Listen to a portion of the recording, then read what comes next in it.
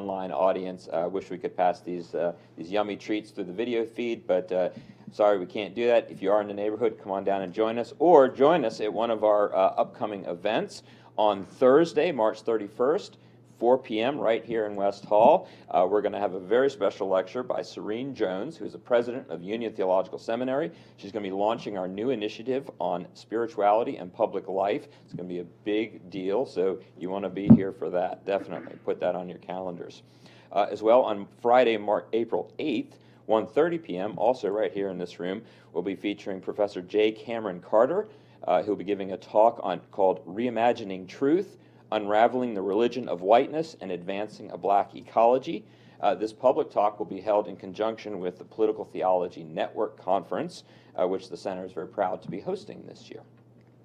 And finally, on Monday, April 11th at 6:30 p.m. in Armstrong Hall, we're going to be having a conversation with Masha Gessen, staff writer at The New Yorker, longtime journalist covering issues in Russia, covering Vladimir Putin, autocracy, LGBTQ rights, the rise of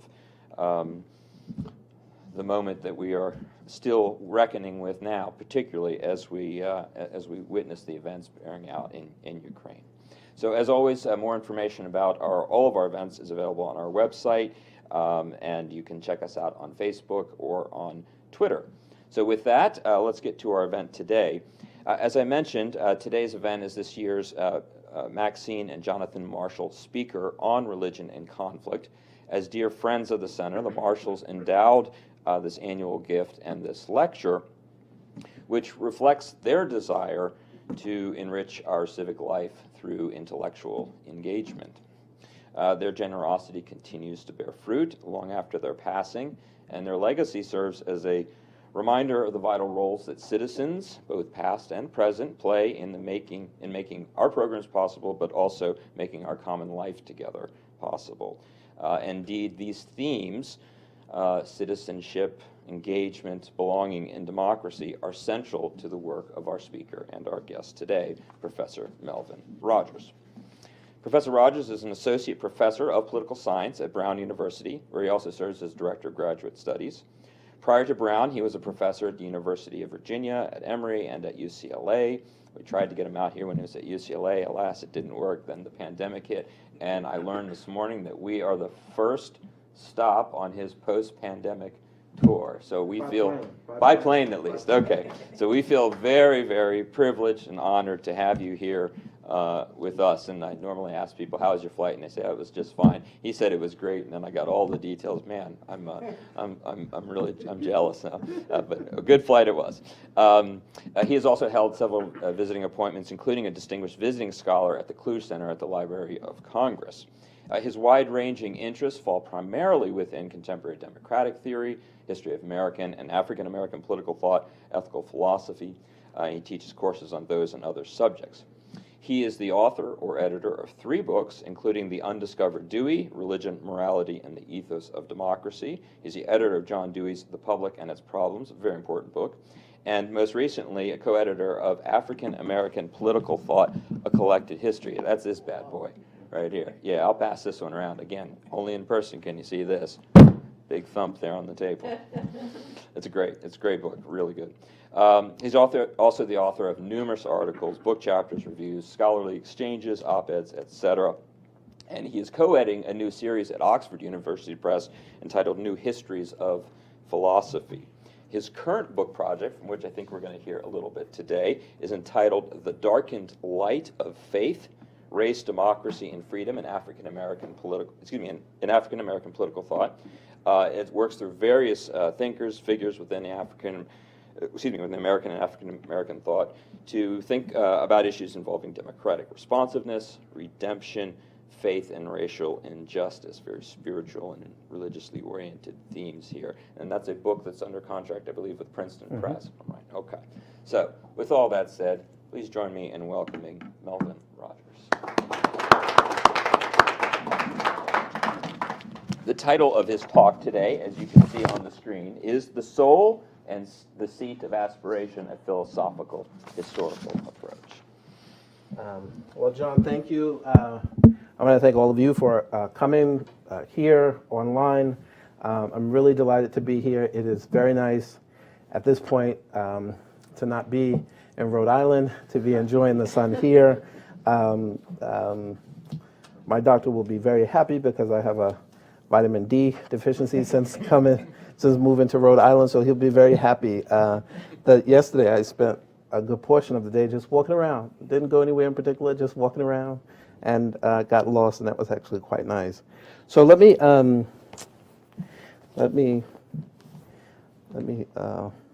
figure out where I put my glasses. So there they go. Every good talk starts by being able to read your paper. Yeah, I think that's right. So the title of the talk is "The Soul as the Seat of Aspiration: A Philosophical Historical Approach," and I should say, given that kind of title, given the importance of the soul to the sort of moral, political, and sort of economic structures of European and North American history, attempting to offer a philosophical historical analysis quickly becomes an extraordinary undertaking. So I'm not going to try to tell this story across all of time.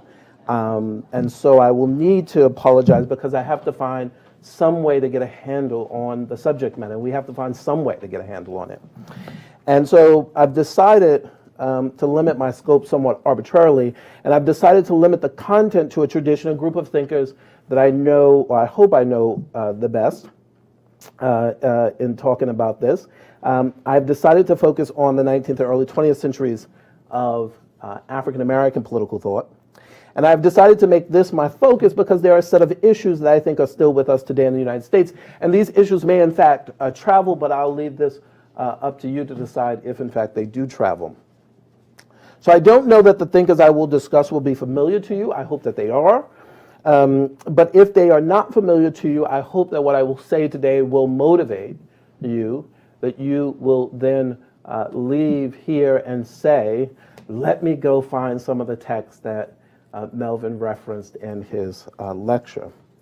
So let's get going here. So in his sprawling but decadent philosophical idealism of Black life and history entitled The African Abroad of 1913, William Ferris writes the following of W.B. Du Bois's The Souls of Black Folk of 1903. And this is what Ferris writes.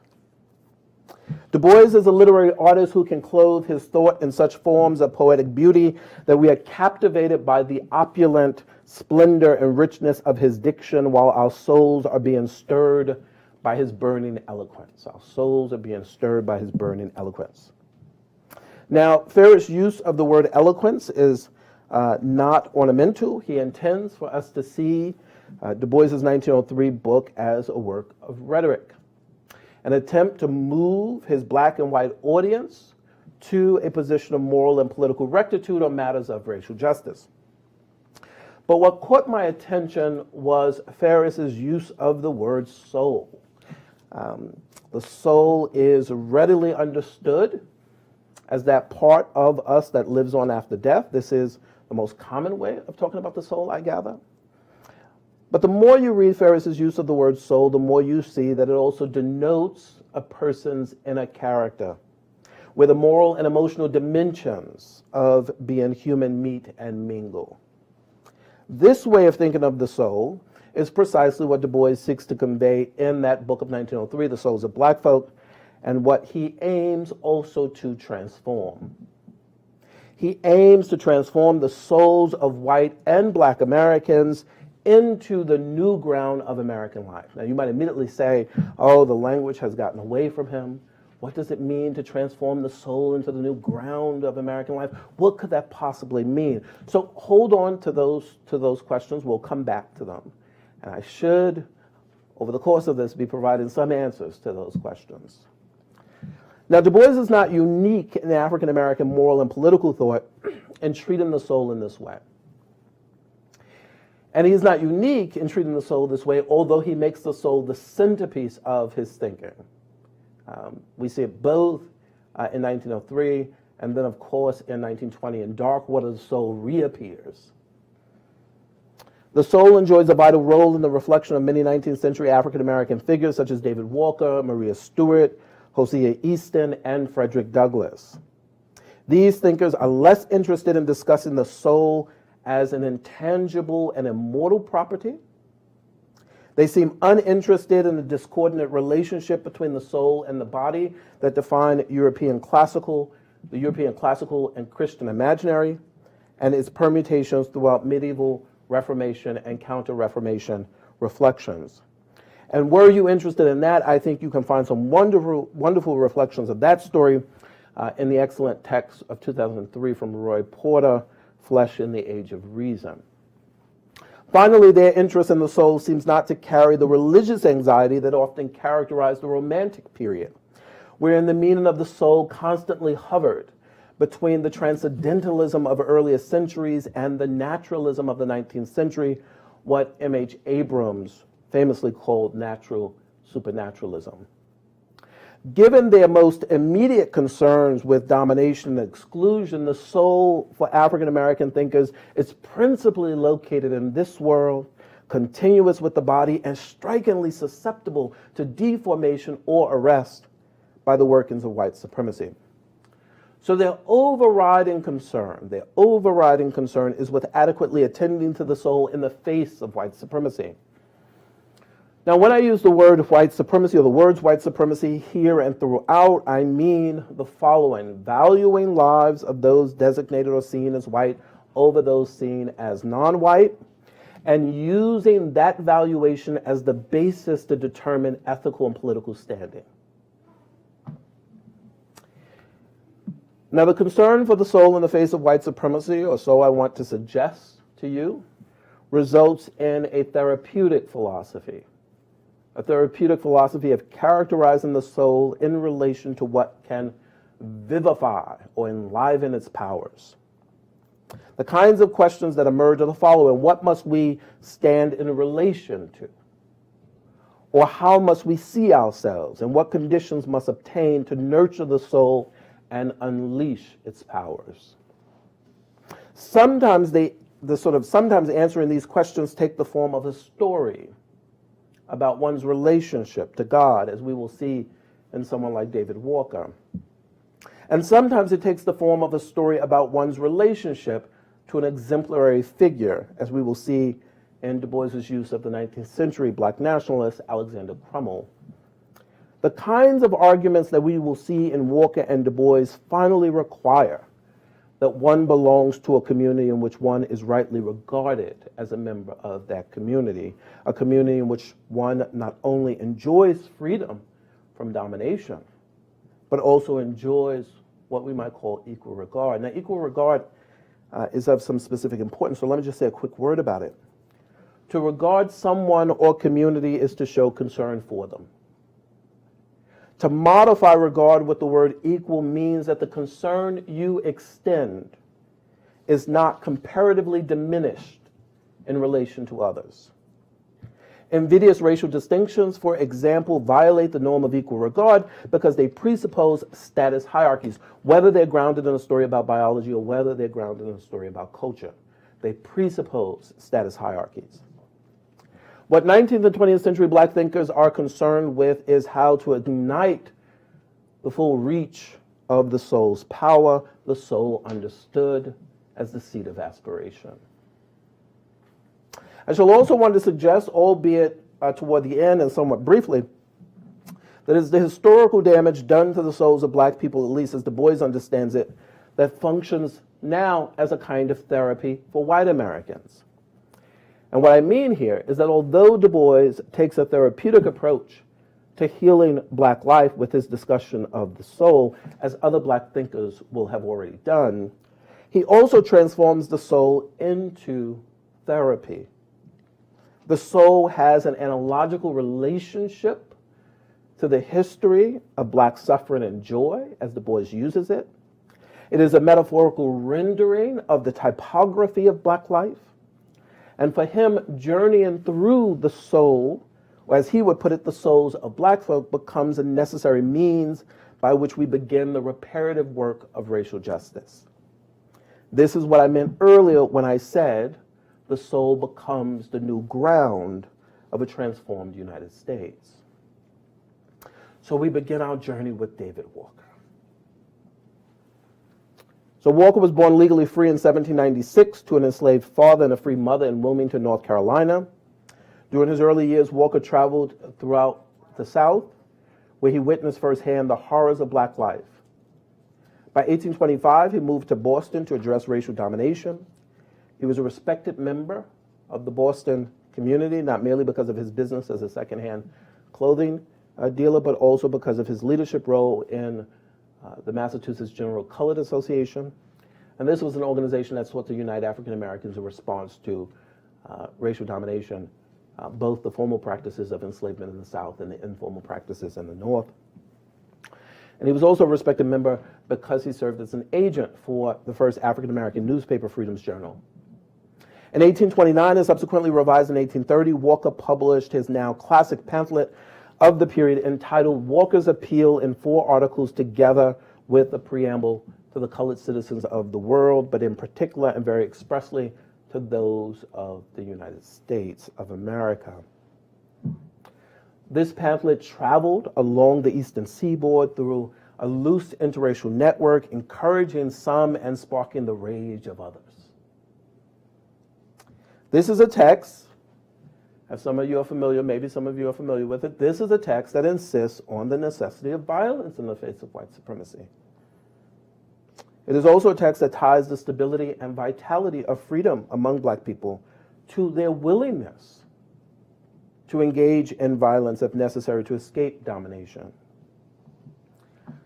But for the moment, I want to direct our attention elsewhere, to another place in Walker's text. The appeal is also an articulation of what we might call a religious anthropology of human nature. That is to say, it has an account of personhood that is underwritten by a story about God. His thoughts about the soul are nested within his broader reflections about how black people ought to see themselves, the source of their freedom, and the danger posed to it by domination. So consider for a moment a passage that appears in Article 4 of the appeal. We have 4 articles of this appeal. When you hear article, you should detect another, or you should think about another document. You should think about the Constitution. If constitutions are about founding a society, then what does it mean for Walker's appeal to use that same framework, if not because he means to refound the American polity? So what do we get? We get this passage, unsurprisingly gendered, but I would suggest not irredeemably so. Here is the passage. Man is a peculiar creature. He is the image of his God, though he may be subjected to the most wretched condition upon earth. Yet the spirit and feeling which constitute the creature man can never be entirely erased from his breast, because the God who made him after his own image planted it in his heart. He cannot get rid of it. Now, what is Walker saying here? Well, I think for Walker, the pain and suffering that black people endure as part of this world may be exacting, but it can never reach the substance of their nature. And this, too, he argues, applies to the reach of slavery and domination. But you might still ask, what precisely constitutes the creature man that he invokes here? And Walker's answer is freedom. If we lay aside abject civility, he writes, and be determined to act like men and not brutes, the murderers among the whites would be afraid to show their cruel heads, end quote. Now, Walker contrasts abject civility, a characteristic of a slave, to being a man. The latter is not merely meant as a descriptive term, that is what one finds in nature, but more importantly, a normative one, how we should understand human nature. This normative picture of man, Walker's language, explains why Walker is concerned about an essential element of modern slavery, the goal to animalize black people.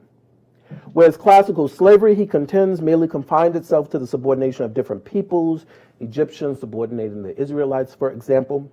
It did not include, and here now I quote Walker, the insupportable insult upon the children of Israel by telling them they were not of the human family. Now of course, Walker's history is dubious here, but the accuracy actually does not matter, because what really matters here is this practice of animalization.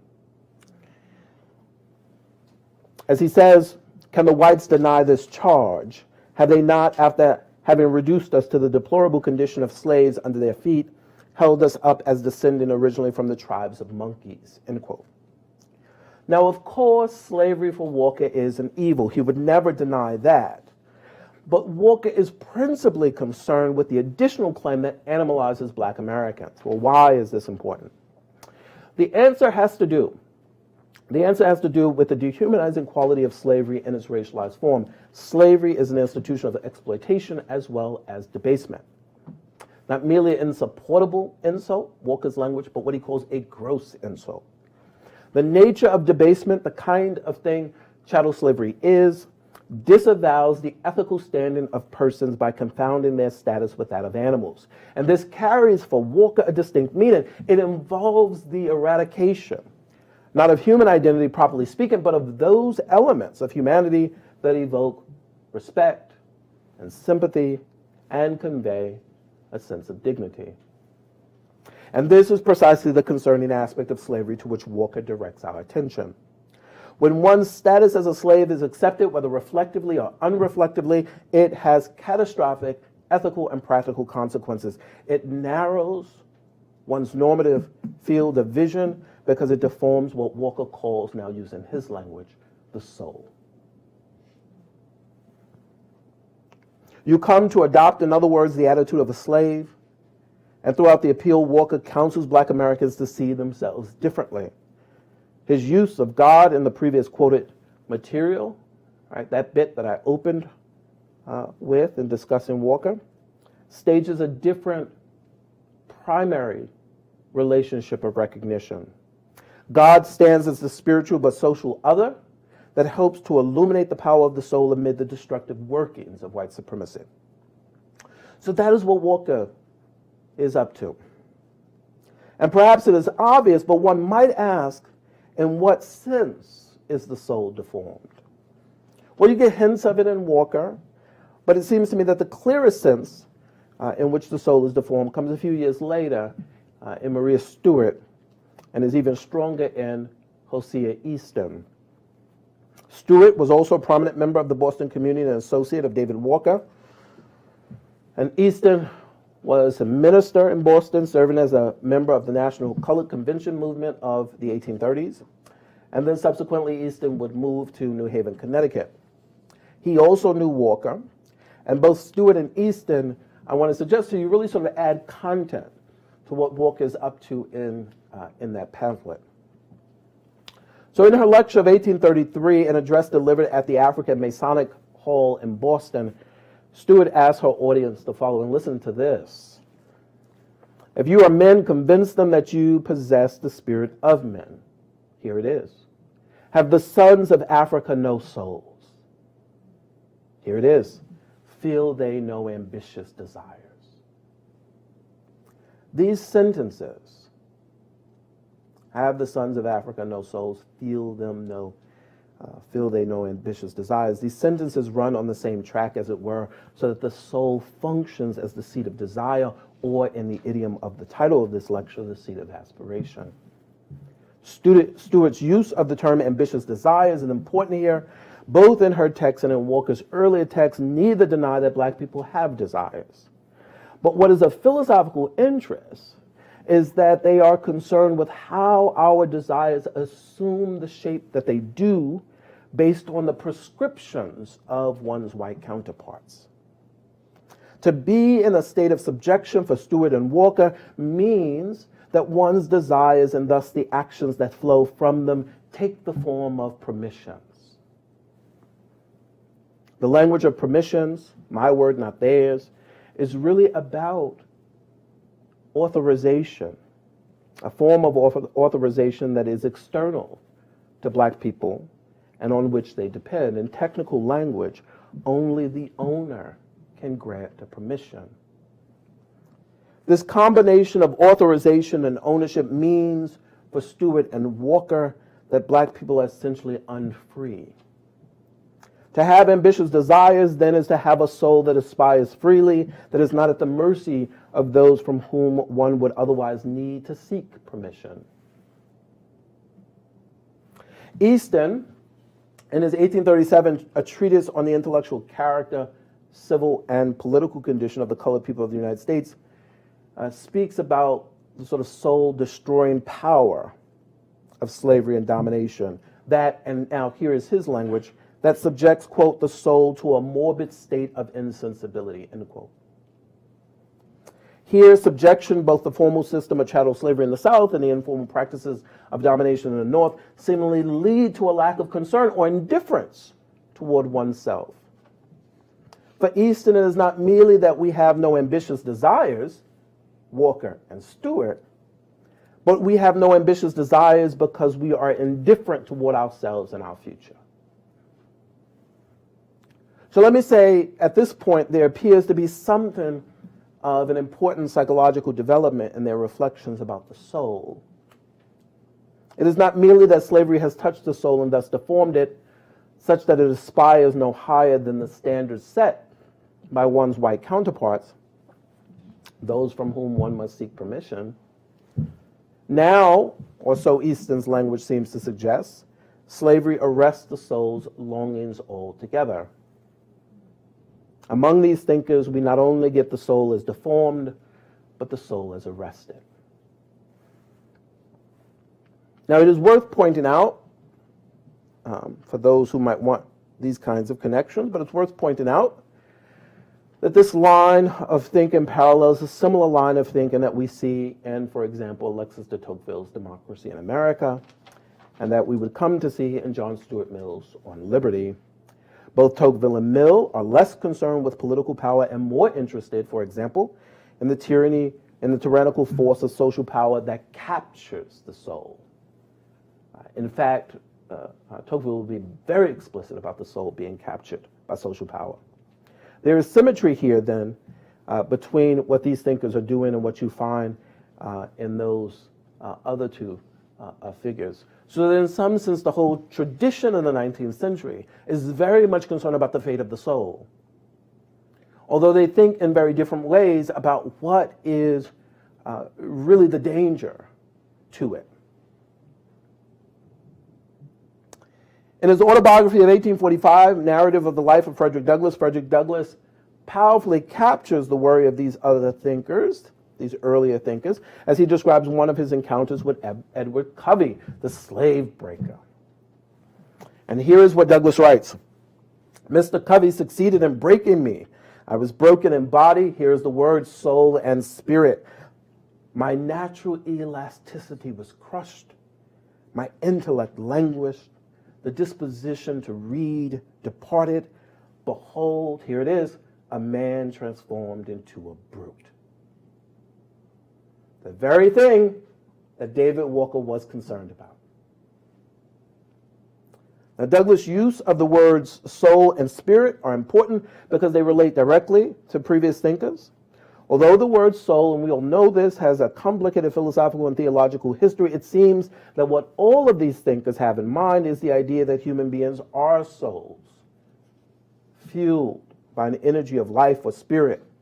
When Walker refers to the spirit and feeling of freedom, when Stewart refers to the spirit of men, or when Easton tells us that the soul can be reduced to insensibility, they are in essence referring to the energy of life that fuels the longing and, yes, aspiring feature of human existence.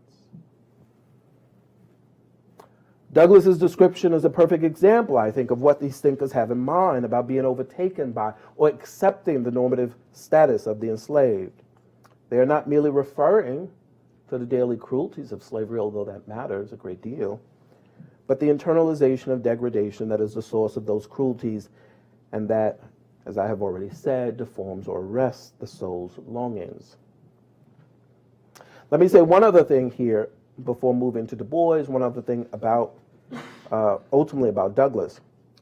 And this is really an amplification of an earlier point, we'll go back through Walker very briefly with a concluding thought about Douglass. So Walker says that we have a spirit and feeling of freedom. And in a crucial respect, it defines who we are, our souls. And he refers to the spirit and feeling of freedom as, and this is Walker's language, an unconquerable disposition. Now, given the power the word unconquerable suggests, and the centrality of freedom to our soul, the inner citadel of human beings actually seems quite weak, subject to be inhabited by ideas that betray who we are at bottom. But consider for a moment Walker's language from an earlier section of Article 2. Here it is. Ignorance, my brethren, is a mist low down into the very dark and almost impenetrable abyss in which our fathers for many centuries have been plunged, end quote. Ignorance is a term Walker uses to talk about the workings of slavery and white supremacy that can lead black people to become betrayers of other black people and betrayers of themselves. But Walker's language of almost impenetrable, I think, is important. For although the aspiring character of the soul can be deformed or arrested, Walker seems to think this can never be complete or total. We should read almost impenetrable rhetorically. That is, Walker speaks this way as part of bringing the truth of that claim into existence.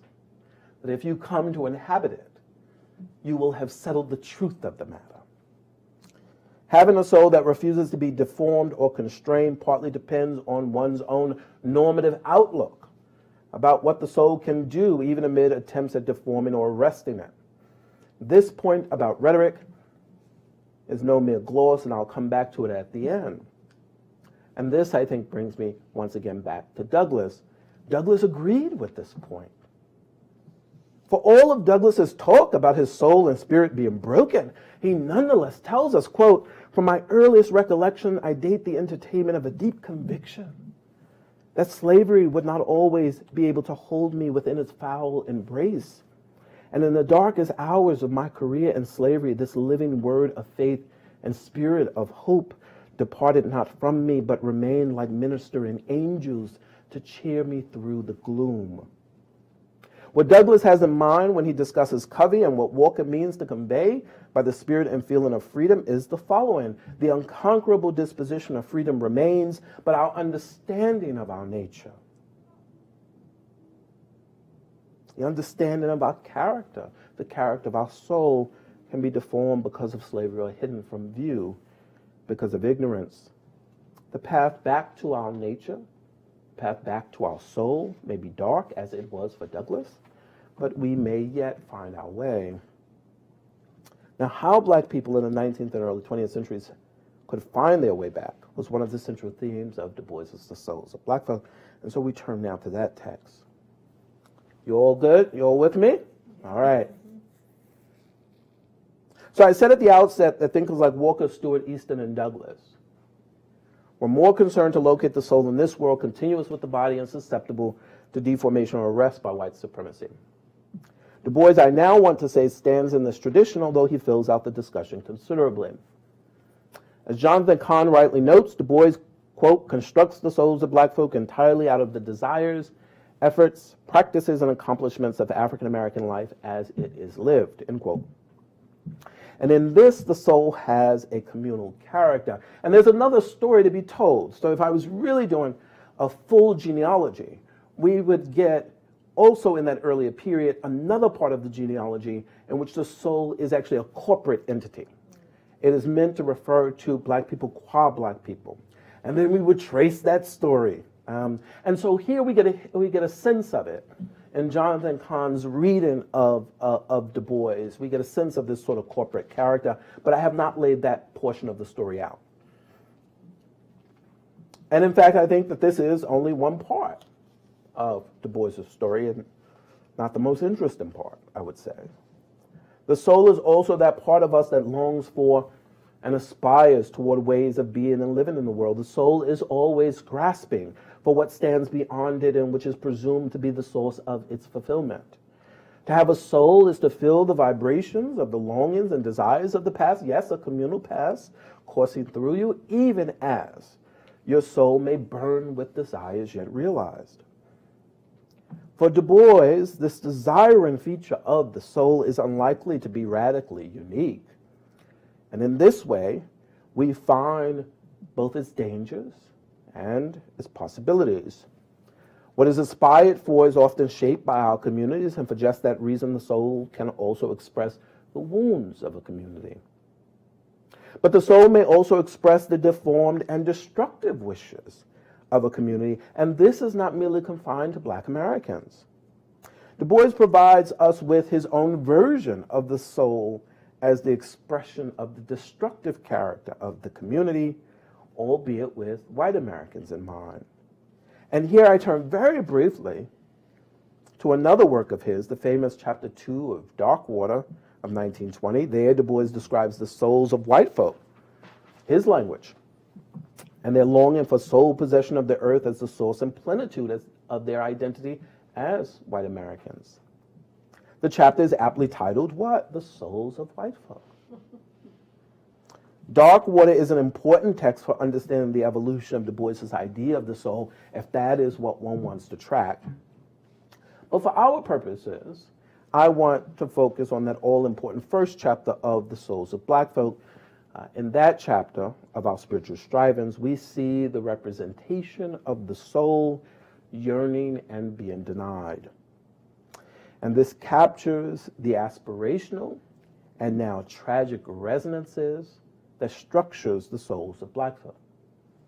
These two, right, the aspirational and tragic resonances, must be held together because they shape how Du Bois intends to transform not only his white readers, but his Black readers as well. And I want to move through some of the very initial paragraphs of that chapter to see how and why the soul emerges as the central category. I will then briefly turn to Du Bois, to how Du Bois really sort of begins to address the problem. And we see that in another chapter, the chapter on Alexander Crummell. So I don't have the passages, but just sort of stay with me. So here, just think of sort of the first two paragraphs of that chapter in The Souls of Black Folk. In paragraph 1, Du Bois focuses our attention on the question, how does it feel to be a problem? And problem here is largely fleshed out in terms of exclusion from the polity, the refusal to be recognized as an equal and to rightly expect to make uses of the resources of the community. So you don't have equal standard. You can't expect that you can use the resources of the community. And that first, how does it feel to be a problem? What it really is pointing us to is that. Right? This is the point he continues to pursue in paragraph 2, where he recounts his experience of exclusion and of having recognition withheld. There he discusses exchanging cards in schools, and he tells the reader, quote, the exchange was merry till one girl, a tall newcomer, refused my card, refused it preemptively with a glance. This is the famous moment when Du Bois realizes he is different and shut out, quote, from their world, referring to the world of his white counterparts, by a vast veil. Now, the full arc of paragraph 2 is marked by two moments. The first moment, which is the one I just discussed, Du Bois recognizes that he is excluded from the privileges of American life. The second moment, second signature moment, highlights the different responses to exclusion by Du Bois and what he refers to as the other Black boys. And here's what he writes. But they, referring to his white counterparts, should not keep these prizes. I said, some, all, I, right? Du Bois referring to himself, I would wrest from them. Just how I would do it, I could never decide, by reading the law, by healing the sick, by telling the wonderful tales that swam in my head, some way, end quote. What is important about this passage is Du Bois's explicit claim that he would not permit white Americans to keep all of the opportunities of life. His insistence on keeping some for himself is a refusal to allow the veil to sever, at a perceptual level, his lived reality from his imagined longings, a refusal to allow white supremacy to deform or arrest his own soul. His response thus stands in stark contrast to the response by the other black boys. This is what he writes. With the other black boys, the strife was not so fiercely sunny. Their youth shrunk into tasteless sycophancy or into silent hatred of the pale world about them and mocking distrust of everything white, or wasted itself in a bitter cry, why did God make me an outcast and stranger in mine own house? Du Bois distinguishes between himself and his refusal to give up and the other black boys because he means for the reader to focus on lives that go unrealized. Du Bois is asking his readers to bear witness to the distorted or exhausted souls among his people. His point in focusing on the other black boys is to say to his audience, take heed. There are lessons we should read Du Bois as saying to be learned from my people's deformed or arrested lives. What precisely those lessons are depend on his two audiences, his black and his white audience or audiences. If the analysis is correct, that he intends for us to focus on the other black boys, what precisely is he after, aside from marking their specific response and its difference from his own? The answer relates to what Du Bois is up to generally in that first chapter. He is interested in telling us what human life does. It strives for purpose and it seeks to secure the resources for realizing its purpose from the communities to which it belongs. And seemingly failing to do so, the other black boys become servile, or they come to hate and distrust the white world, or they wonder what they have done to deserve the punishment of exclusion and domination. In emphasizing the soul and the danger posed to it by white supremacy, I should say I do not intend to diminish or downplay the material consequences of ethical and political domination. You are unable to vote, you live at the whim of another and so remain perpetually vulnerable. Your economic pursuits are frustrated or denied, and you are unable to move freely from place to place without fear. But similar to the thinkers we have already considered, the foundational danger for Du Bois is of a soul whose striving is deformed or ceases to strive altogether, whose voice perhaps is reduced to a bitter cry, wondering about one's place in the only place one has ever called home. This is, I suspect, another reason why the first chapter is so named, Of Our Spiritual Strivings. Du Bois was not merely interested in communicating his racial self-identification, that mattered to him, but he was also interested in the inner spring of life, to convey that spiritual is a way of talking about the soul, to underscore that striving is what the soul does, and to dramatize the soul's frustration. This idea of the soul is what gives Du Bois's discussion of the veil, first introduced in paragraph 2 of the chapter, and double consciousness in paragraph 3 and 4. It's what gives double consciousness, the veil, their unsettling character. Here is the famous line to which we all turn when we read Du Bois. It is a peculiar sensation, this double consciousness, this sense of always looking at oneself through the eyes of others, of measuring one's soul by the tape of a world that looks on in amused contempt and pity. This is not merely an issue of non-recognition. What the young girl performed when she refused Du Bois's card. This is a matter of misrecognition. Readers of Souls will be familiar with this point, but the reason why this matters is that misrecognition touches the soul, it darkens its light, and it threatens to prevent it from illuminating one's path forward. Now, this backdrop, I think, prepares the way for understanding what Du Bois tells us in that famous chapter on Alexander Crummell, the chapter titled Of Alexander Crummell. And I really can only hint at its importance, but briefly, Du Bois narrates the famous frustrations Crummell experienced throughout his life. Crummell was a minister, a black nationalist. He lived from 1819 to 1898.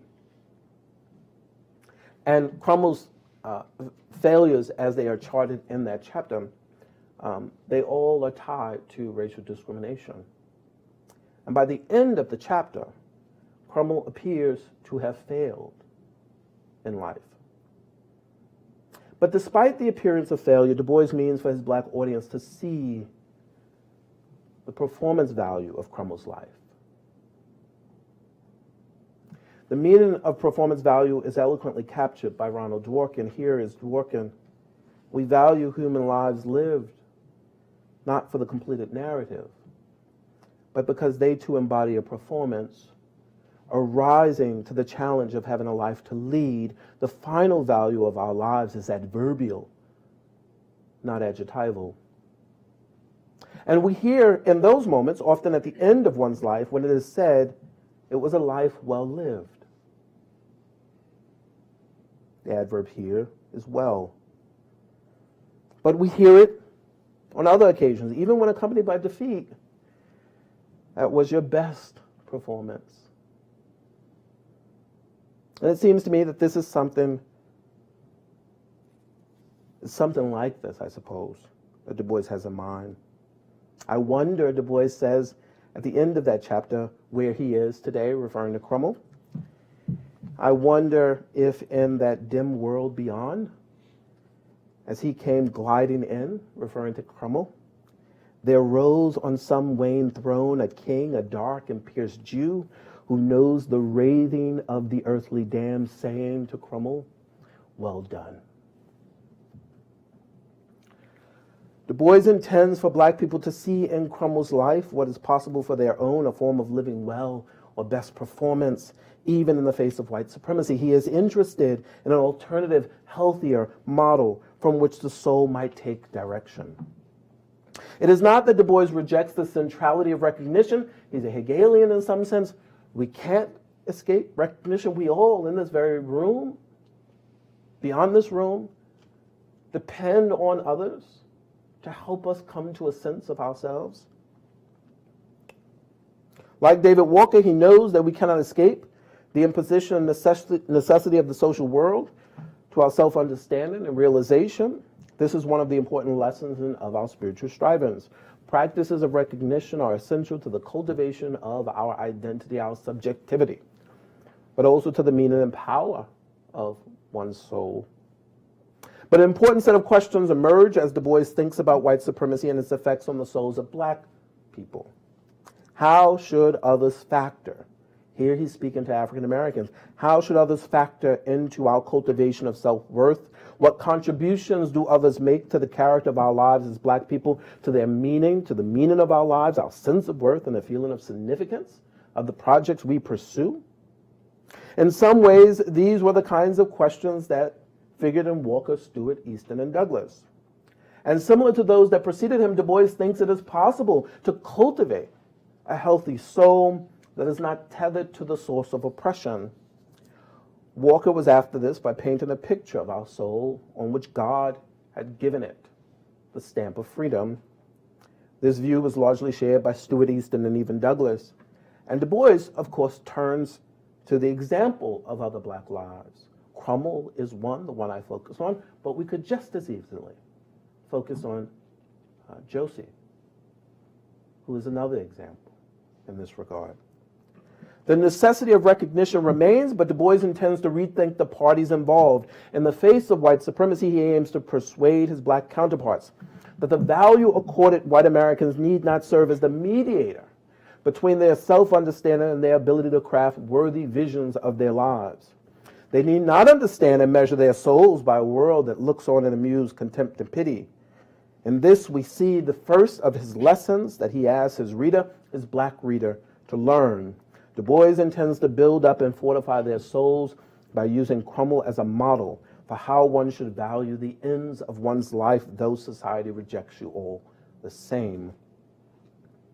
Still, one must acknowledge an inescapable truth. Performance value will never finally be enough. It may fortify the soul, but in the long run, we each desire to have some of the goods of life we seek realized. And Du Bois understands this.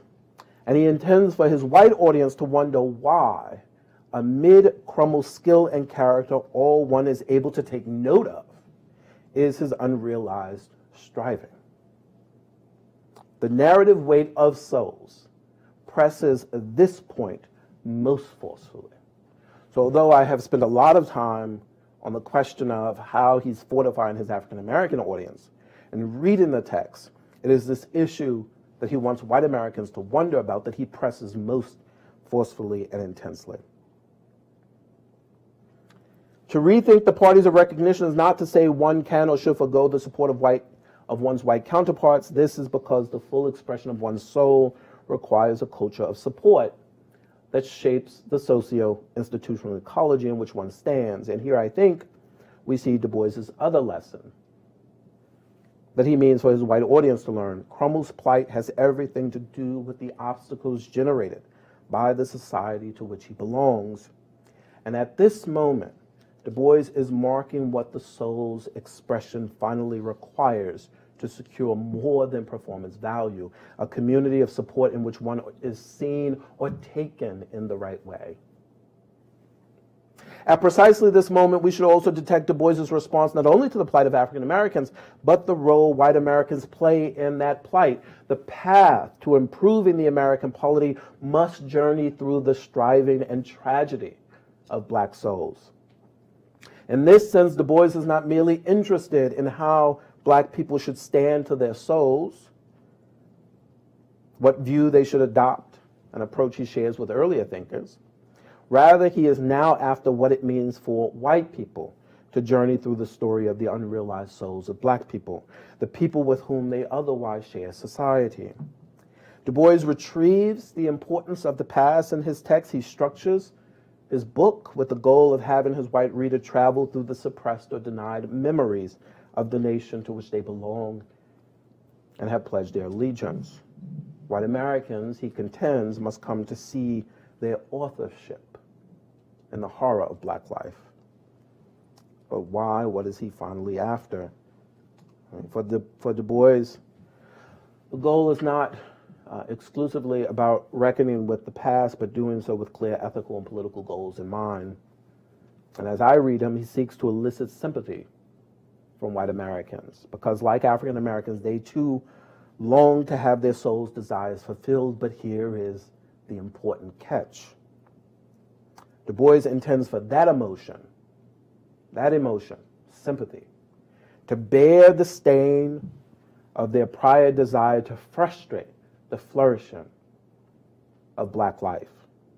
White Americans must begin, as African Americans have often had to begin, Du Bois believes, with the brokenness of life. And he is not exclusively interested in what white Americans have done, but in who they are and what they have done. He is interested in their deformed souls as revealed through their treatment of black people or their complicity in the ill treatment of black people. But this means that the goal to reshape the polity must anchor itself within and confront the tragedy of black souls. And just as that tragedy leaves its mark on black people, I suspect there is no transformed account of white Americans that will not also be scarred, albeit in a different way. This is the price of confronting the past. It is the cost of realizing a different and better future, Du Bois argues. Now, the analysis that I have provided of the soul and of our spiritual strivings takes us back to the importance of rhetoric that I only briefly mentioned. The understanding of the soul that I offered fits within a tradition that sees the rhetorician as central to self and communal development. Recall the words of William Ferris, "Our souls are being stirred by Du Bois's burning eloquence," end quote. But Du Bois wasn't alone, and here now we expand the tradition. In Plato's Phaedrus, Socrates tells us that the art of rhetoric represents, quote, a way of directing the soul by means of speech. And so directing, Cicero says, the aim of rhetoric, quote, is to rouse the people when languishing and to restrain them when impetuous. Who, he asks, can exhort people to virtue more passionately than the orator, and who can call them back from vice more vigorously, end quote. This desire to direct the soul, in Plato's sense, calling the soul back from vice, in Cicero's way of thinking, or stirring the soul in Ferris's description, sit at the core at least the core of the thinkers I have only briefly discussed. And we would do well, here now I conclude, we would do well to give more attention to the story of the soul in American and African American moral and political thought. For it seems that the fight over and about racial justice has always been a struggle, an attempt to repair the bruised and damaged soul of the nation. And this allows us to confront what I take to be a truth I have only gestured to and about which I can say really no more.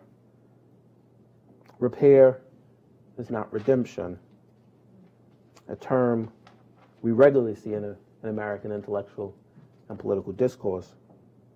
The tragic and irrevocable deed of subjecting one group to the will of another has already been done.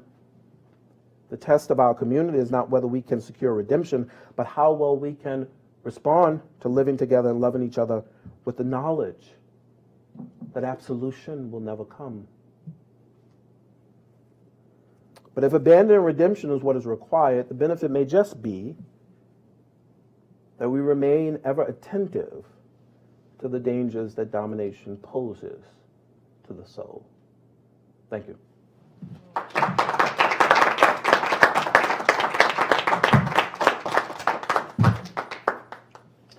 All right, we have lots of time for questions. I think if the mic is situated in the middle of the room, everyone should be able to, actually I think we can just leave it, maybe set it right in the middle there, not on the cookies, but right next to them. And I think everyone should be able to just speak right into it, and it should speak from here and be heard. So So we have three. Okay, so.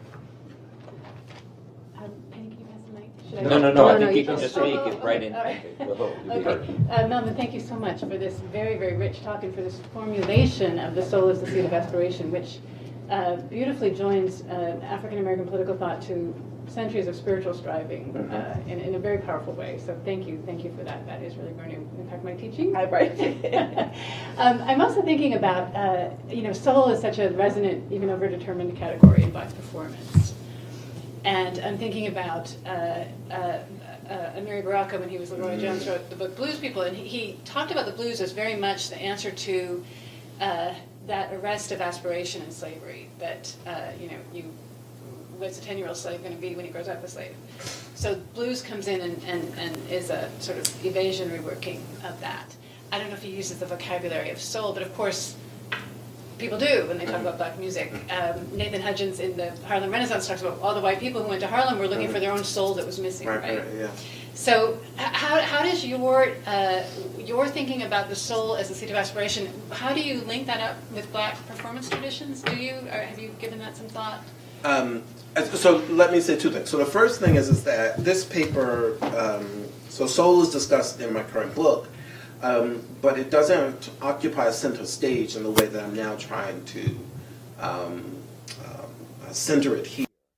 And so in some ways, the soul has emerged in this book, and I found myself thinking, what's going on with this concept soul? And so now this other thread has been emerging, in which I'm interested in kind of genealogy of the soul in African American political thought. I don't know how far that will go, but if one is really going to tell the story of the soul, I mean, Amiri Baraka, I think, is a wonderful example, both in Blues People and elsewhere.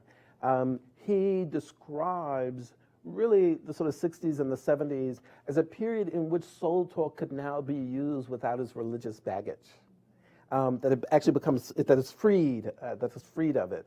But here again, soul functions in an important way as a way to talk about the desiring features of being human. And of course, for Amiri Baraka, he wants to talk about it in its really sort of collective or its corporate capacity. So blues functions as a way for one to get access to the struggling that Black people have endured, but the ways in which they have found joy amid that struggling. And so to tap into the soul is to tap into both of these simultaneously. And of course, that points to a very rich description of Black life in which Blackness is not simply reduced, for Amiri Baraka, to its suffering, But that on the other side of that, the brighter side of that, there's also a form of joy.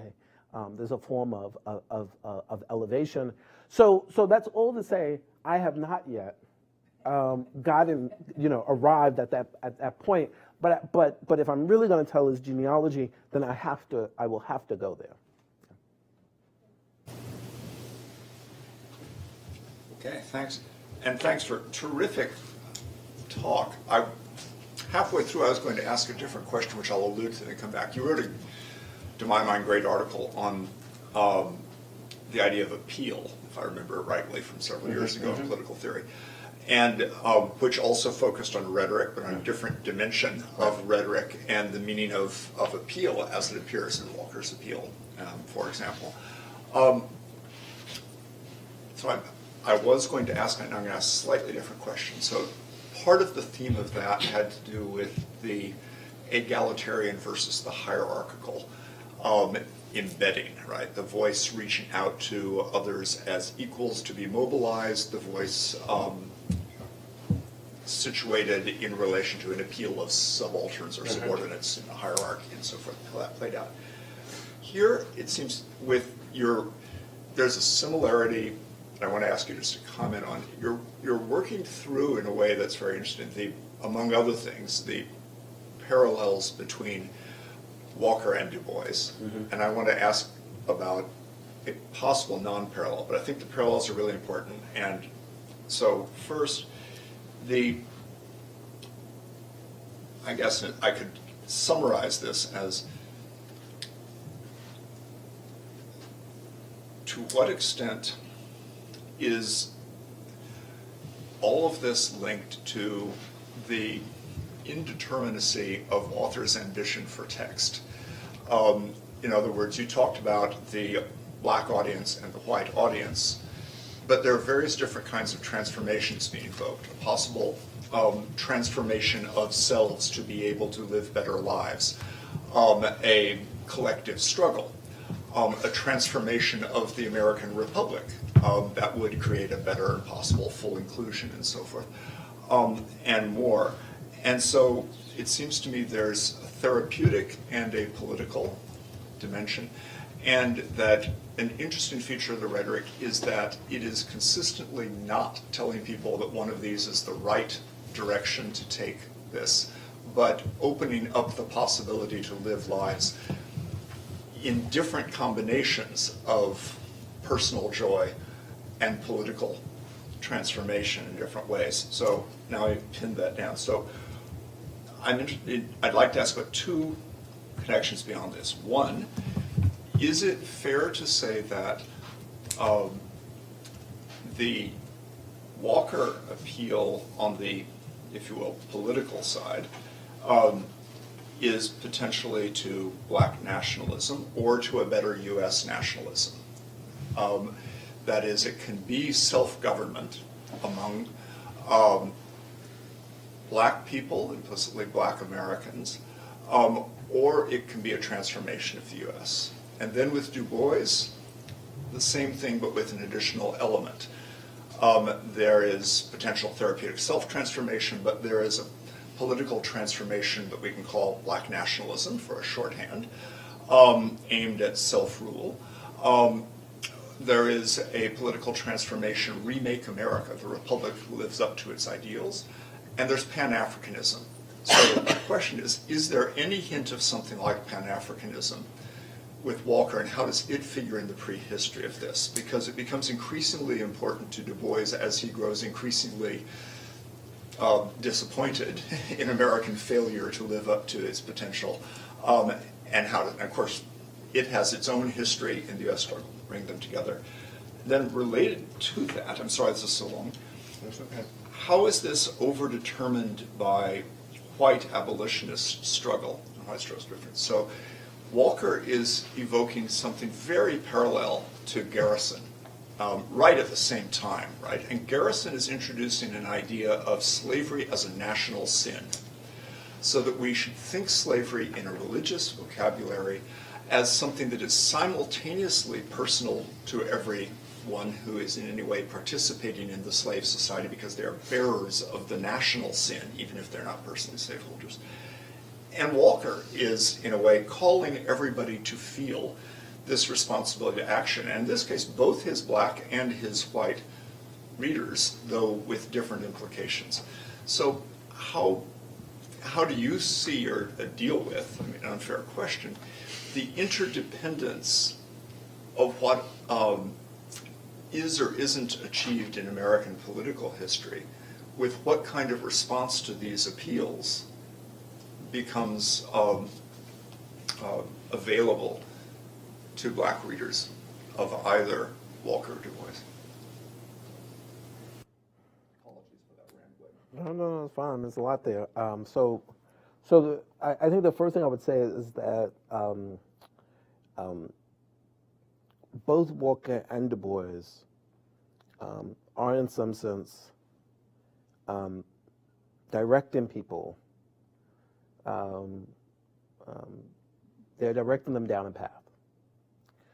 And in some ways, that is the tell. They sort of tell, right?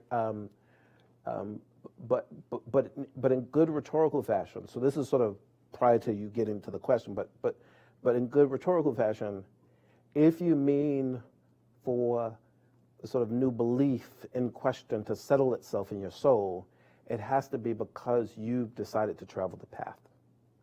Because when the rhetorician, right, exits the stage, he or she wants to make sure that you live your life in the light of the new belief that they alerted you to.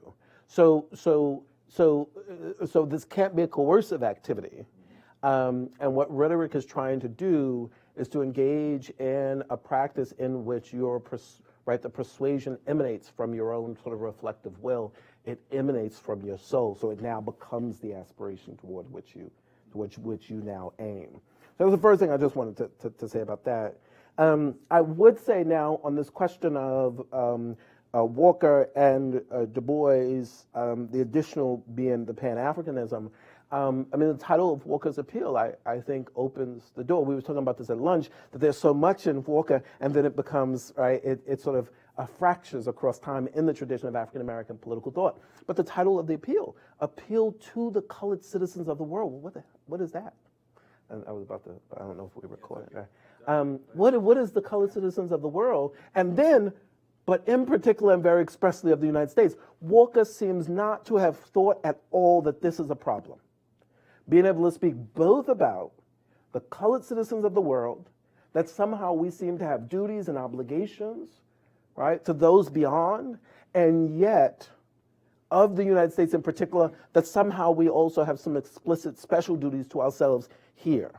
But that the idea of the nation need not be incompatible with some higher form of union. And so it seems to me that then, right, is part of a tradition, right, in which you can get Du Bois being concerned about Pan-Africanism, that he's concerned about the darker peoples of the world, and all of those white people who want to join the cause, right?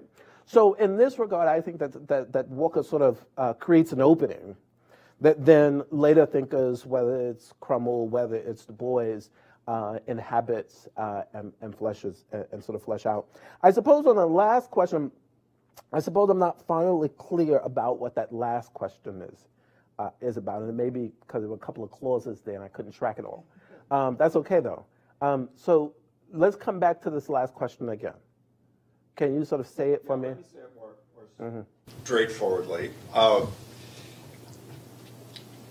If we accept that there are these various possible struggles in this therapeutic potential that is being opened up for the realization of better lives of the soul, right? And we accept that this includes a bunch of individual potentials, but it also includes something more solidaristic, interdependent of communities, transforming in all of that. It seems to be one side of this is to avoid letting the evils of a system or specific oppressive others completely define one's own life, and that's sort of clear.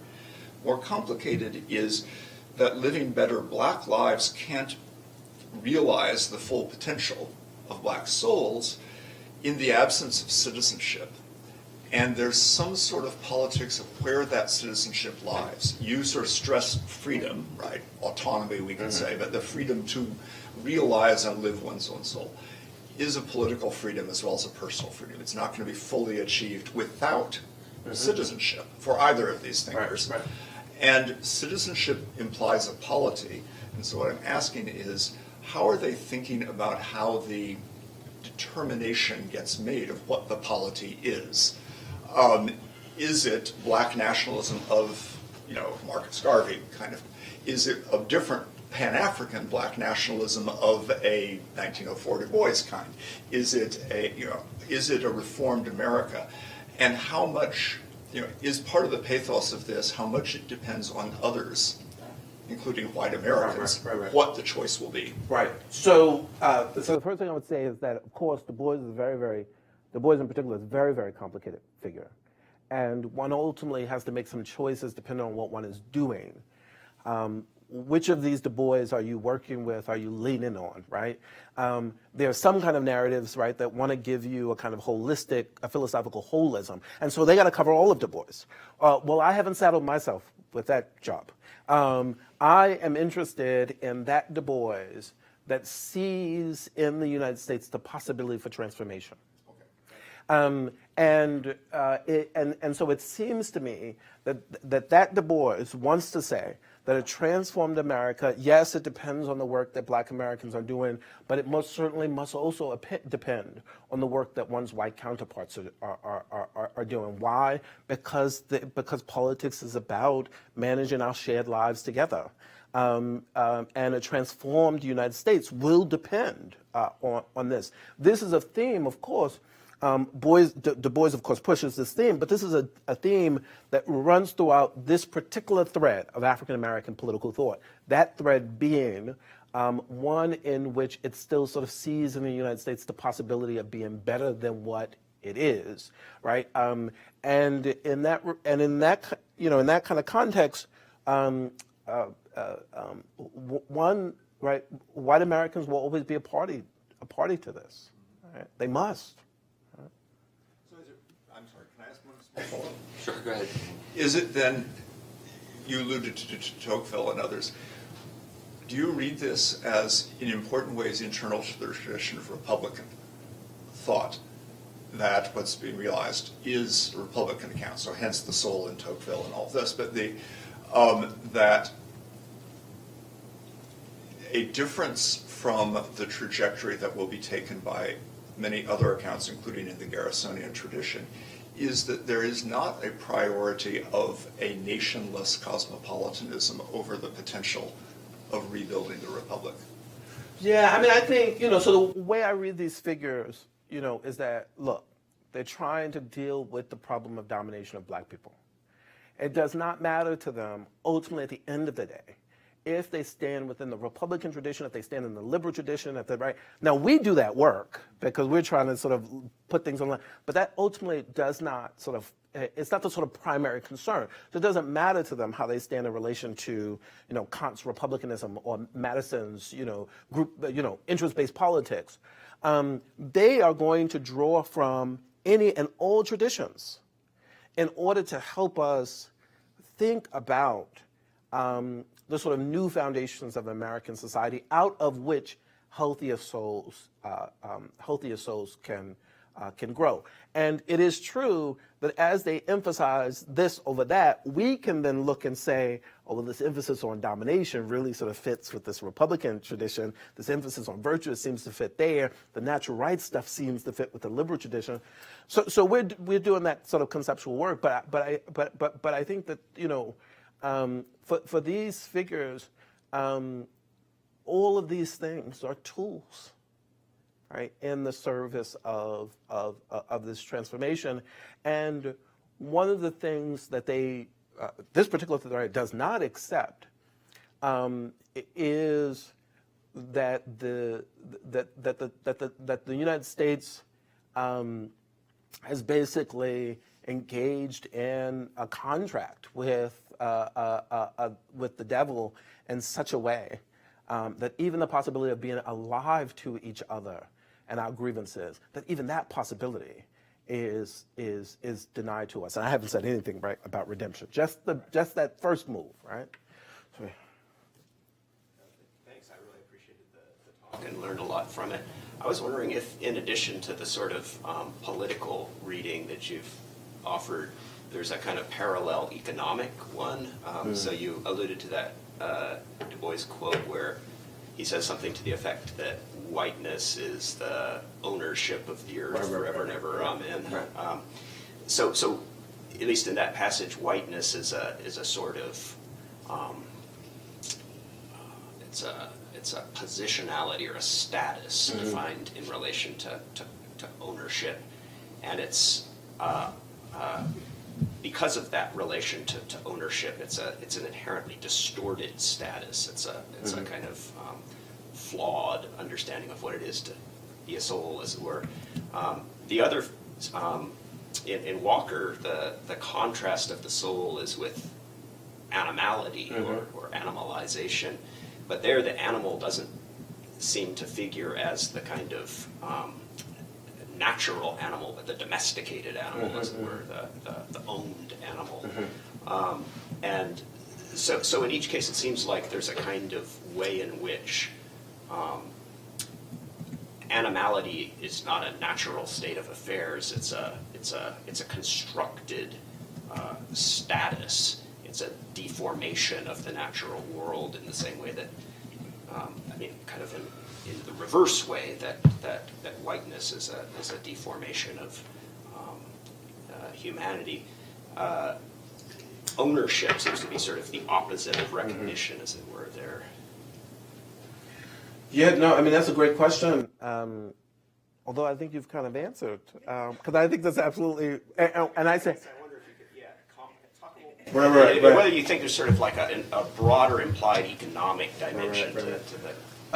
So on the face and sort of the various levels of it, yes. Part of Walker says at one point, must we not be compelled to fatten the wretch? Part of, by the time we get to Du Bois, part of what Du Bois is alluding to when he talks about whiteness is that whiteness not only functions as a kind of religious worldview, because he says that it will have its priests, and he also says it will pay, right? That it pays. So it's not just simply a religious orientation in the sense that it sort of responds to the telic quality of what it means to be a human being, but in responding to the telic quality of what it means to be a human being as it offers that description up, it grounds that meaning in the capacity to own. And it places no restrictions on what one can own. Thus, I could come to own other human beings. Of course, Du Bois wants to say that this has everything to do with the way in which capitalism as a socio-economic model configures the very foundations of human nature, and the way in which the very foundations of human nature comes to be thought of in narrow individualistic terms, in which the measure of my standing as an individual is both that I exercise autonomy over my domain, and part of exercising autonomy over my domain is the deployment of my will to lay claim to objects in that domain. Of course, this, in a very sort of tragic way, conspires with a certain kind of Christian ethos that God has given the earth to us to be proper stewards of it. So that by the time you get to Du Bois, it makes sense now that he would want to think about whiteness in these sort of religious terms. But what does this ultimately amount to? What it ultimately amounts to is that Du Bois wants to say that when whiteness is configured through this logic of capitalism, and when capitalism is configured through the logic of whiteness, it turns us into the wrong kinds of human beings. We become unable to satisfy what Du Bois would want to say is sort of the true nature of being a human being, which has everything to do with, Du Bois would want to say, will have everything to do with freedom. Of course, Karl Marx would say it has everything to do with species being, but that's just another way of talking about being free, right? So this is what I think is going on in the tradition. I don't deal much in the book itself with the existing book with political economy, although there's hints of it. And I don't deal very much with it only because I want to say the following, that this description of capitalism turning us into the wrong kinds of human beings, that is the thing that matters, and that is a sort of ethical view, right? That's a sort of ethical orientation about human life, and that the story of political economy follows from this preoccupation with what kinds of human beings are we, right? And so, one of the things I say in the book is that, look, I know folks are going to be like, hey, well, how can you not deal with political economy? Well, because there's this prior thing.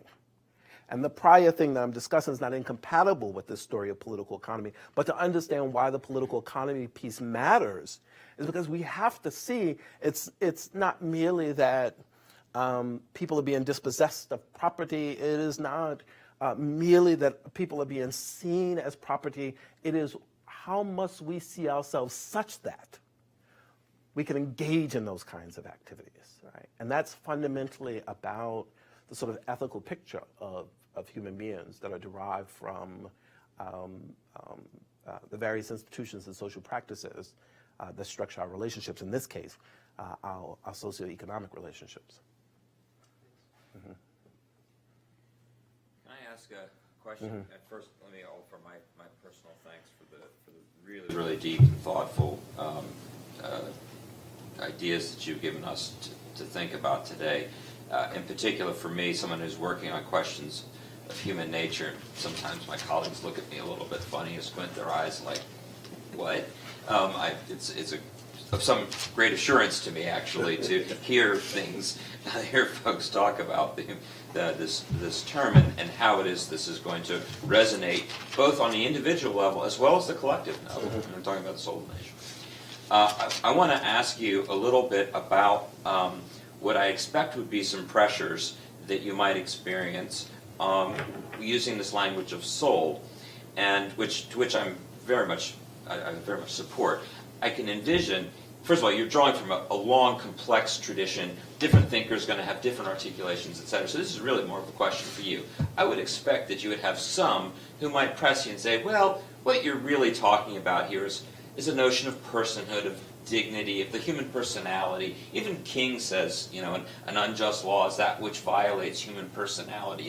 Its worth. You can articulate all of that without going transcendent, if you will, right? That can be a purely immanent kind of concept. Then there might be others who might want to push you just the opposite and to say, no. At the end of the day, that worth that King's talking about is God-given. Right, it's imago Dei. It's however you want. You can't really sustain that without going transcendent. And then I suppose there might be a third option, which is to kind of hover at the brink of that, or at the nexus of that contest. So, do you have thoughts about where you might want to go as you think more about the soul? I think words have power. I think that to not use certain words means not only that the word has sort of left the landscape, but a certain picture of life that the word invokes goes with it. And so I'm just, I'm not persuaded that personhood and personality can do that kind of work, right? It is one of the reasons why I think that the language of sin is still an important word, right? Now, if you put two figures together, if you put Reinhold Niebuhr alongside James Baldwin, both of whom, for example, just go with me for a moment, want to speak about a certain kind of liberal that they think that they both find trouble in. a certain kind of liberal that seems to be mired in the story of American innocence and the innocence of human nature. Both Baldwin and Reinhold Niebuhr are on the same page on this. Baldwin's particular liberal will be the white liberal that he will want to go after. Now, Niebuhr will deploy sin language, and it will have a heaviness to it, and it will have a heaviness that will weigh on his own aim to offer up an aspirational politics, that once you finish reading Niebuhr on human nature, it is not clear how we're going to get out of the bed. And yet Niebuhr has an affirmative picture, but it's not clear how we're going to do that given the heaviness. And yet someone like Baldwin will use the language of sin, and it is meant to have a kind of metaphorical feel to it. It is meant to capture the sort of gravity of the act that has happened, that not only just cuts deep, but it cuts so deep that it touches the soul and perhaps scars it. And yet, when Baldwin wants to use it in a metaphorical sense, it captures that depth while simultaneously trying to get us to see that we're the cause of it. And if we're the cause of it, then maybe we too can be the solution to it, right? So here are going to be two different descriptions of sin, but all the while both are holding on to this. I think these words do work for us. And I also think that a great many of us who might not be academics, when they hear these terms, it will resonate with them, even if we're then now going to reconstruct how that word can enable some things and preclude others. But now we're standing within a shared rhetorical space. We're standing within a common field of values, right? So I'm not persuaded that the personhood and personality is going to do it because of this issue of gravity and depth. But we also, I am all for transcendence, right? Emerson, when he comes to talk about the soul, his brand of what we would call perfectionism, Emerson uses the language of ascension, the passage of the soul into higher forms, but higher human forms. And if the form that one is passing into seems to be too foreign, that it seems to leave this landscape, then we will ultimately find ourselves doing precisely what the pragmatists wanted us not to do. We will find ourselves concentrating on how to ascend to those heights beyond this world, and we will pay little attention to the thing that sparked our inquiry in the first instance, which are the grievances of our fellows here. So that's what I would offer up.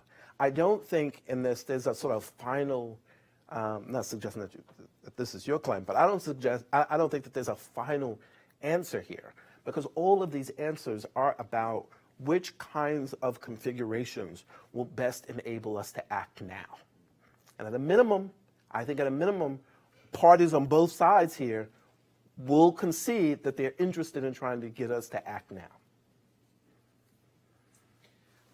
Here's what I would like to do. I just want to take a brief pause to, first of all, thank Professor Rogers. He is a generous soul, and I think he'll probably be willing to answer further questions. But for anyone who does need to leave at our appointed hour, I wanted just to offer that opportunity to do so.